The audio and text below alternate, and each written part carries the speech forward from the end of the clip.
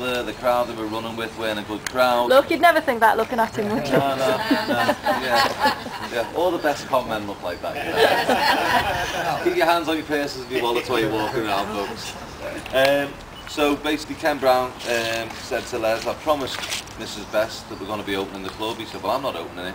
So he said, well, I'm leaving the band. Anyone coming with me? And George Harrison, who was in Les Stewart's band, because John, Paul and George were defunct, they weren't playing together anymore, they'd all gone their own ways.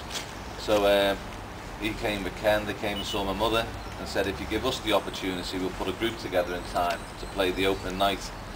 George had two friends, John and Paul. He got in touch with them, said, do you fancy doing this? They said yeah, because they weren't doing anything. Came and saw Mo, and she said, what are you going to call yourselves? Yeah, they said, well, we really haven't got a name. John said, we used to be called the Quarrymen, you can use that if you want. So they were a reformed Quarrymen as such for the opening night. But the club wasn't ready. 6 weeks to go, and Mo basically said, well lads, you're going to have to get stuck in, help decorate the place, get it ready for opening night, which they were very happy to do because they were going to get a residency out of it. So come in. Watch your heads. Yeah, watch your heads on.